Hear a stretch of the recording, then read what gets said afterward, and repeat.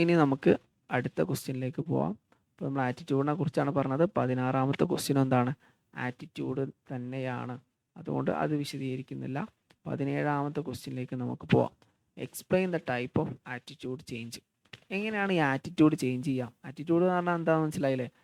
ഒരാളെ കുറിച്ച് നമുക്കുള്ള ഒരു ധാരണ, ഇവാലുവേഷൻ, ഒരാളെ നമ്മളെ മനസ്സിലാക്കുന്നതിനാണ് നമ്മൾ ആറ്റിറ്റ്യൂഡ് എന്ന് പറയാം. അത് പോസിറ്റീവ് ആറ്റിറ്റ്യൂഡ് ഉണ്ടാവും, നെഗറ്റീവ് ആറ്റിറ്റ്യൂഡ് ഉണ്ടാവും. അതെങ്ങനെ ഉണ്ടാവുക? നമ്മളിപ്പോൾ എക്സ്പീരിയൻസിൻ്റെ ബേസിലാണ് ഉണ്ടാവുക. നമ്മൾ ജനിക്കുമ്പോൾ തന്നെ നമുക്ക് ഈ ചുറ്റുപാടുള്ള ആൾക്കാരെ കുറിച്ച് നമുക്കൊരു ആറ്റിറ്റ്യൂഡൊന്നും ഉണ്ടാവില്ല. അത് നമ്മൾ എക്സ്പീരിയൻസിൻ്റെ ബേസിൽ നമ്മളെ നീഡ് സാറ്റിസ്ഫൈ ചെയ്യാൻ പറ്റിയ ആളാണോ, നമുക്ക് അപകടം വരുത്തി വെക്കാൻ പറ്റിയ ആളാണോ, അതൊക്കെ നമുക്കുള്ള ഈ ആറ്റിറ്റ്യൂഡ് ഫോം ചെയ്യുന്നത് നമ്മൾ എക്സ്പീരിയൻസിലൂടെയാണ്. ഈ ആറ്റിറ്റ്യൂഡ് ചേഞ്ച് വരുത്തുന്നതിന് ഞാൻ എന്താ പറയുക? ആറ്റിറ്റ്യൂഡ് ചേഞ്ച് എന്ന് പറയാം. ഓക്കെ, ഈ ആറ്റിറ്റ്യൂഡ് രണ്ട് തരത്തിൽ പെർമനൻ്റ് ആയിട്ട് ഉള്ള ആറ്റിറ്റ്യൂഡ് ആയിരിക്കും, പക്ഷെ എന്ത് ചെയ്യും, അതിൽ ചേഞ്ച് വരുത്താൻ പറ്റും. ഓക്കെ, എങ്ങനെയെല്ലാം ചേഞ്ച് വരുത്താം? ഒന്നാണ് കൺഗ്രൻ്റ് ചേഞ്ച്. കൺഗ്രൻ്റ് ചേഞ്ച് എന്ന് പറഞ്ഞാൽ പോസിറ്റീവ് ചേഞ്ച്. ഇപ്പോൾ ഉദാഹരണമായിട്ട് ഒരു ഫേവറബിൾ ആയിട്ടുള്ള ആറ്റിറ്റ്യൂഡിനെ ഒന്നും കൂടി നല്ല ഫേവറബിൾ ആക്കി മാറ്റാം. ഉദാഹരണം പറയുകയാണിപ്പോൾ ഇപ്പോൾ എന്താണ് ഇപ്പോൾ ഒരാൾ, എനിക്ക് അയാളെ ഇഷ്ടമാണ്, അയാൾ എന്ത് ചെയ്യാണ്, അയാളെക്കുറിച്ച് കുറച്ചും കൂടെ നല്ല ആറ്റിറ്റ്യൂഡ് ഉണ്ടാവുക. അപ്പോൾ ഫേവറബിൾ ആയ ആൾ കുറച്ചും കൂടി ഫേവറബിൾ ആവുക, ആറ്റിറ്റ്യൂഡായി ഡെവലപ്പ് ചെയ്യുക എന്നുള്ളതാണ്. പിന്നെ അത് എളുപ്പം പെട്ടെന്ന് മാറാൻ പറ്റും. ഇപ്പോൾ ഒരാൾ എന്ത് ചെയ്തു, ഞാൻ ഒരാളോട് ഇപ്പോൾ ഈ എക്സ് എന്ന് പറഞ്ഞ ആളുടെ നിന്ന് പൈസ കടം വാങ്ങി, അപ്പോൾ അയാൾ എനിക്ക് തന്നു, ഞാൻ തിരിച്ചു കൊടുത്തു, അപ്പോൾ അയാളൊരു നല്ലൊരു ബന്ധമാണ്. പിന്നെ ഞാനൊരു ഹോസ്പിറ്റൽ കേസിൽ പോയ സമയത്ത് അയാളെ കണ്ടു, അപ്പോൾ ഞാൻ ഇപ്പോൾ കുടുങ്ങിയിരിക്കുകയായിരുന്നു, ഹോസ്പിറ്റലിൽ ബില്ല് കൊടുക്കാൻ പൈസ ഇല്ലായിരുന്നു, അപ്പോൾ വീണ്ടും അയാൾ എന്നെ സഹായിച്ചു. അപ്പോൾ അയാളോട് പോസിറ്റീവ് ആറ്റിറ്റ്യൂഡ് പിന്നെ ഉണ്ടായി.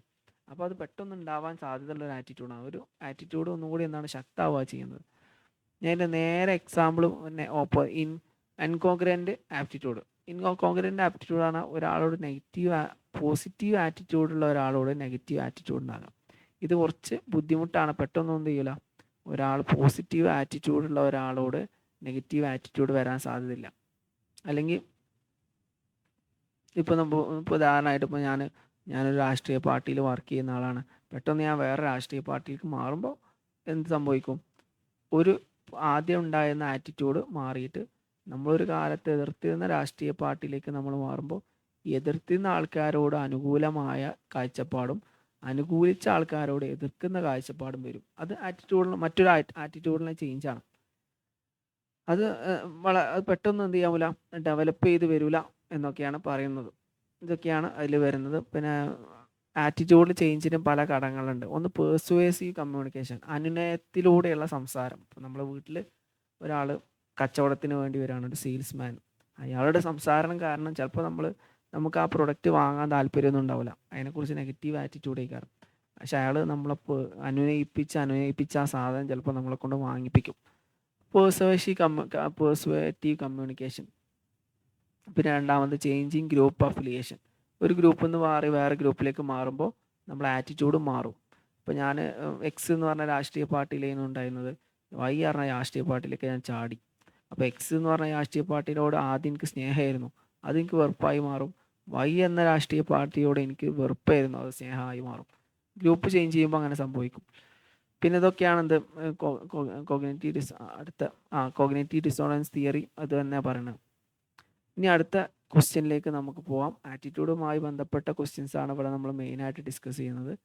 ആറ്റിറ്റ്യൂഡ് ഇമ്പോർട്ടൻ്റ് ആണ്, ചോദിക്കാൻ സാധ്യതയുള്ള ഒരു ക്വസ്റ്റ്യൻ ആണ്. എല്ലാ പ്രാവശ്യം ചോദിക്കാറുണ്ട്. ശരിക്കും ഒന്ന് പഠിച്ചു പോകണം കേട്ടോ, ആറ്റിറ്റ്യൂഡ് എന്താണെന്നുള്ളത്. പറയാലോ ബാക്കിലേക്ക് പോവാം. അത് സിമ്പിളാണ്. അവിടെ ആദ്യം നമുക്ക് കോൺഗ്രൻ്റ് ചേഞ്ച് എന്ന് പറഞ്ഞാൽ ആറ്റിറ്റ്യൂഡൽ ചേഞ്ചിനെ കുറിച്ചാണ് പറയുന്നത്. നമുക്ക് ഒരു കാഴ്ചപ്പാട്, ഒരു വസ്തുവിനോടോ ഒരു വ്യക്തിയോടോ ഒരു കാഴ്ചപ്പാടുണ്ട്, അത് ചേഞ്ച് വരുന്നത് രണ്ട് രീതിയിലാണ്. ഒന്ന് കോൺഗ്രൻ്റ് ചേഞ്ച്.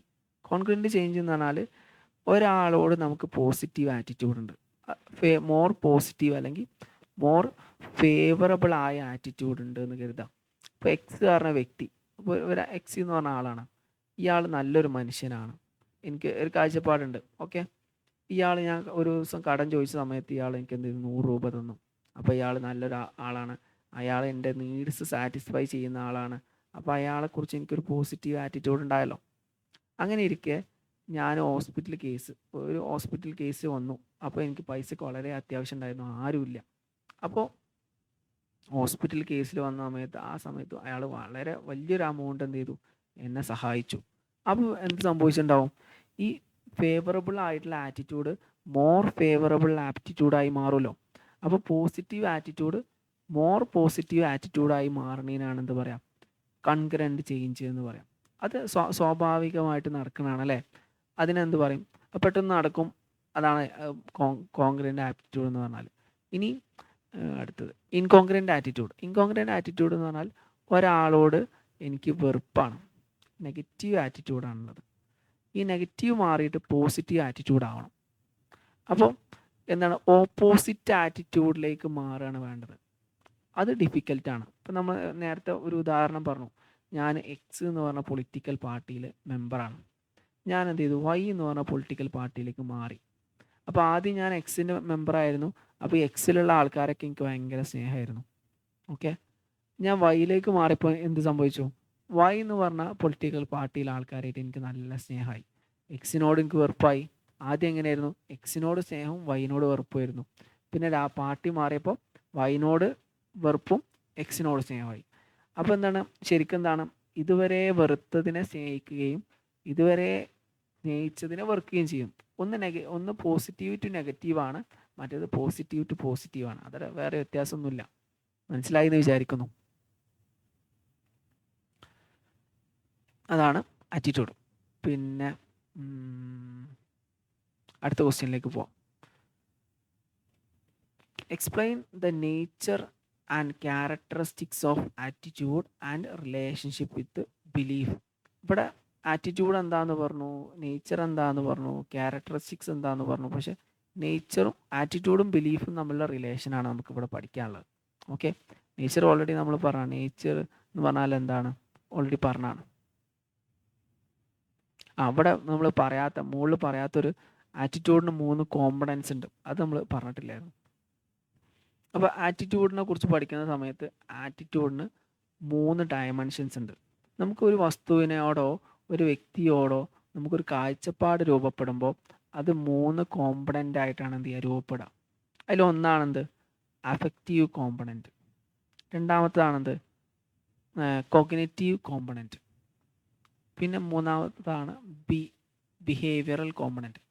ഇതിന് ABC മോഡൽ ഓഫ് ആറ്റിറ്റ്യൂഡ് എന്ന് പറയാറുണ്ട്. ABC ഇവിടെ ഉണ്ടല്ലോ അല്ലേ. ABC model of attitude. A for affective, B for behavioural, C for cognitive. ഇത് പറയുമ്പോൾ വേറെ വേറെ പറയുകയാണെങ്കിൽ 1 അഫക്റ്റീവാണ്, 2 കോഗ്നിറ്റീവാണ്, 3 ബിഹേവിയറൽ. ഒരേ സമയത്താണ് നടക്കുന്നത്. ഇതെന്താണെന്ന് നമുക്ക് നോക്കാം.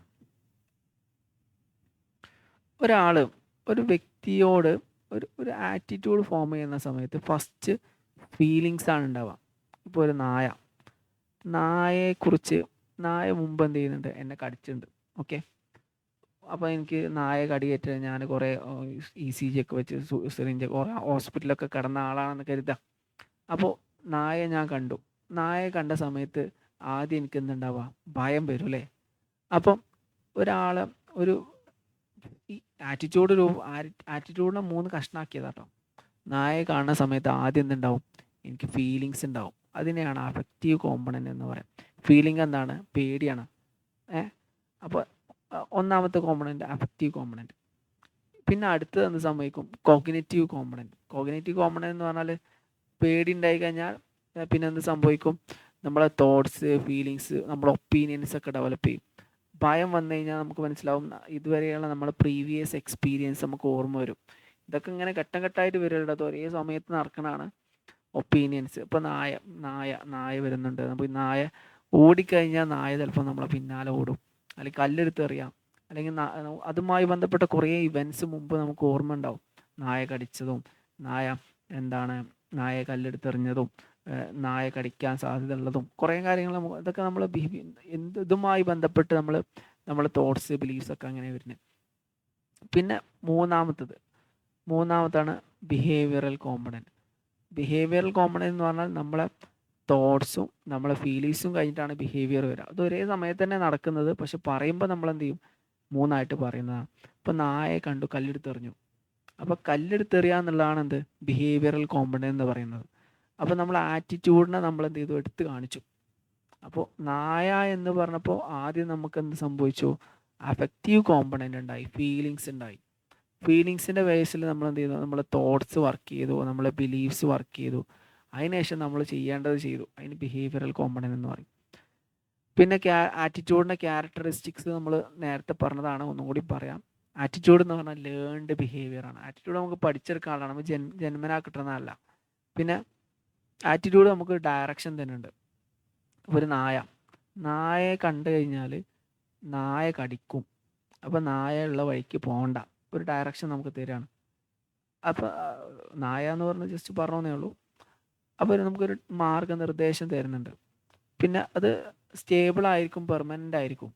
പിന്നെ അതുപോലെ തന്നെയാണത്, അത് ഒരു ഒബ്ജക്റ്റുമായിട്ടോ എന്തെങ്കിലും സാഹചര്യവുമായിട്ടോ കണക്ട് ചെയ്തതായിരിക്കും, നമ്മളെ മോട്ടിവേറ്റ് ചെയ്യും. ഇതൊക്കെയാണ് അതിൽ വരുന്നത്. പിന്നെ ആറ്റിറ്റ്യൂഡും ബിലീഫും തമ്മിലുള്ള ബന്ധം എന്താണ്? ആറ്റിറ്റ്യൂഡും ബിലീഫും തമ്മിൽ വളരെയധികം ബന്ധമുണ്ട്. ഓക്കെ, ബിലീഫ് എന്ന് പറഞ്ഞാൽ എന്താണ്? ബിലീഫ് എന്ന് പറഞ്ഞാൽ വിശ്വാസമാണല്ലോ അല്ലേ. Belief define as enduring organisation of perception and cognition about an aspect of individuals world. നമ്മളെ ഈ പെർസെപ്ഷൻ, നമ്മൾ കുറേ ആറ്റിറ്റ്യൂഡുകൾ ഉണ്ടല്ലോ, ഈ ആറ്റിറ്റ്യൂഡൊക്കെ ഒന്നിച്ച് കൂടുമ്പോൾ എന്ത് ചെയ്യും, അതൊരു ബിലീഫായി മാറും. ഇപ്പോൾ നായ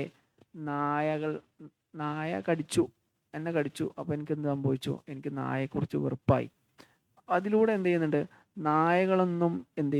നായകൾ ശരിക്കും അപകടകാരികളാണ്, നായയെക്കൊണ്ട് പ്രത്യേകിച്ച് ഉപകാരമില്ല. അപ്പോൾ നമ്മളൊരു ബിലീഫ് എന്ത് ചെയ്യുന്നുണ്ട്, ആറ്റിറ്റ്യൂഡിലൂടെ എന്ത് ഡെവലപ്പ് ചെയ്യുന്നുണ്ട്, ബിലീഫ് ഡെവലപ്പ് ചെയ്യുന്നുണ്ട്. അല്ലെങ്കിൽ ഇപ്പോൾ ഏതോ ഒരു ജനപ്രതിനിധി എന്ത് ചെയ്തു, അയാളെ സഹായം ചോദിച്ചു വിളിച്ചു, അപ്പോൾ അയാൾ എന്ത് ചെയ്തു, കൈക്കൂലി വാങ്ങി എഴുതാം. അപ്പോൾ ഈ കൈക്കൂലി വാങ്ങുമ്പോൾ അയാളോടുള്ള ആറ്റിറ്റ്യൂഡ് ഡെവലപ്പ് ചെയ്യും. അതിലൂടെ എന്ത് ചെയ്യുന്നുണ്ട്, ഒരു വിശ്വാസം, അവിടെ പുതിയൊരു വിശ്വാസം രൂപപ്പെടുകയാണ്. എന്ത്, ഇവരൊക്കെ അഴിമതിക്കാരാണ്. അങ്ങനെ എന്ത് ചെയ്യുന്നുണ്ട്, ബിലീഫും ആറ്റിറ്റ്യൂഡും നമ്മളെ റിലേഷൻഷിപ്പാണ് ഇവിടെ പഠിക്കുന്നത്. പിന്നെ ബിലീഫും റിലേഷൻഷിപ്പും നമ്മളെ സിമിലാരിറ്റീസ് ആണ്. എന്താണ്, രണ്ടും ആറ്റിറ്റ്യൂഡിൻ്റെ ഭാഗം തന്നെയാണ്. നമ്മൾ എക്സ്പീരിയൻസിലൂടെയാണ് എന്ത് ചെയ്യുന്നത്, ബിലീഫ് ഉണ്ടാകുന്നത്.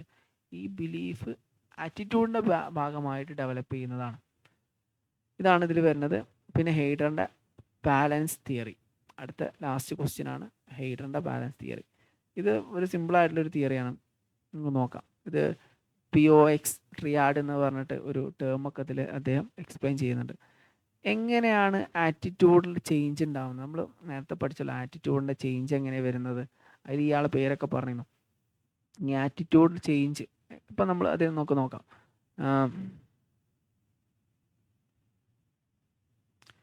ഇപ്പം ഒരാൾ നമ്മൾ എങ്ങനെ ഒരു ആറ്റിറ്റ്യൂഡിൽ നിന്ന് വേറെ ആറ്റിറ്റ്യൂഡിലേക്ക് എങ്ങനെ ചേഞ്ച് വരുന്നു, എങ്ങനെയാണ് നമ്മൾ ആറ്റിറ്റ്യൂഡ് ബാലൻസ് ചെയ്ത് നിർത്തുന്നത്, ഇങ്ങനെ കോഗ്നിറ്റീവ് കൺസിസ്റ്റൻസി നിലനിർത്തുന്നത് എങ്ങനെയാണ്, psychological balance in there attitude എങ്ങനെയാണ്. ഇപ്പോൾ ഇതിൽ നെഗറ്റീവും പോസിറ്റീവും പറയുന്നുണ്ട് കേട്ടോ. ഇപ്പോൾ നമ്മൾ കുറച്ചും കൂടി താഴെ നോക്കി പറഞ്ഞുതരാം. ഇപ്പോൾ POX ട്രയാഡ് എന്ന് പറഞ്ഞ ഒരു കൺസെപ്റ്റ് അദ്ദേഹം വിശദീകരിക്കുന്നുണ്ട്. ഇത് ഇദ്ദേഹത്തിൻ്റെ ഒരു തിയറിയുടെ ഭാഗമാണ്. P എന്ന് പറഞ്ഞാൽ പേഴ്സൺ ആണ്. ഇത് പറഞ്ഞാൽ പെട്ടെന്ന് മനസ്സിലാവും. P ഫോർ ദ പേഴ്സൺ എന്ന് പറഞ്ഞാൽ ആരുടെയാണോ, ഇത് ഒബ്സർവർ ആണ് ആര്, ഈ പേഴ്സൺ എന്ന് പറഞ്ഞാൽ. ഇപ്പം ഞാൻ നായയാണ് എന്ത് ചെയ്യുന്നത്, ഒരു നായ വേണ്ട, മനുഷ്യനായിക്കോട്ടെ, വക്കീലല്ല, ഒരു ജനപ്രതിനിധി എന്ത് ചെയ്തു, എൻ്റെ അടുത്ത് കൈക്കൂലി വാങ്ങി. അപ്പോൾ അത് നമ്മളെ അതിനൂടെ നമുക്ക് എന്ത് രൂപപ്പെടുന്നുണ്ട്, ഒരു ആറ്റിറ്റ്യൂഡ് രൂപപ്പെടുന്നുണ്ടല്ലോ. അപ്പോൾ ഈ എൻ്റെ കയ്യിലായതുകൊണ്ട് പേഴ്സൺ ആരാണ്, ഞാനാണ്, ഒബ്സർവറാണ് ഞാൻ. ഓക്കെ, അവിടെ ഞാൻ എന്ത് ചെയ്തു, അനലൈസ് ചെയ്തു. അപ്പോൾ ഈ പേഴ്സൺ ആണ് ഞാൻ. ഒബ്സർവർ എന്ന് പറഞ്ഞാൽ ആ വക്കീൽ അല്ലെങ്കിൽ ആ ജനപ്രതിനിധി സെക്കൻഡ് ഇൻഡിവിജ്വലാണ്. ഓക്കെ, പിന്നെ X എന്ന് പറഞ്ഞാൽ ഫിസിക്കൽ ഐഡിയ, അതായത് കൈക്കൂലി അല്ലെങ്കിൽ ഒരു ഇവൻ്റ് അല്ലെങ്കിൽ തേർഡ് പേഴ്സൺ. ഇങ്ങനെ 3 കാര്യങ്ങളാണ്. ഇവിടെ ശ്രദ്ധിക്കേണ്ട കാര്യങ്ങൾ എന്താണെന്ന് വെച്ചാൽ, ഇവിടെ ബാലൻസ് ഇപ്പോൾ ശ്രദ്ധിക്കുകയെന്ന് വെച്ചാൽ, ഇവിടെ 3 പോസിറ്റീവ് ആണെങ്കിൽ എന്താണ് ഈ റിലേഷൻഷിപ്പ് പോസിറ്റീവാണ് എന്ന് മനസ്സിലാക്കാം. ഉദാഹരണം പറയുകയാണെങ്കിൽ ഇവിടെ നമ്മൾ നോക്കാം. ഇപ്പോൾ ഒരാൾ എനിക്ക് എന്ത് ചെയ്തു, ഒരു ഞാനൊരു ഹോസ്പിറ്റൽ കേസിൽ പെട്ടു. അപ്പോൾ എനിക്ക് പൈസയ്ക്ക് അത്യാവശ്യം ഉണ്ടായിരുന്നു. അപ്പോൾ എന്ത് ചെയ്തു, ഒരാൾ എന്നെ സഹായിച്ചു. അപ്പോൾ എന്ത് സംഭവിച്ചു, പേഴ്സൺ പോസിറ്റീവാണ്. രണ്ടാമത്തെ പേഴ്സൺ എനിക്ക് പോസിറ്റീവ് അല്ലേ, പോസിറ്റീവായിട്ടുള്ള സഹായം ലഭിച്ച്.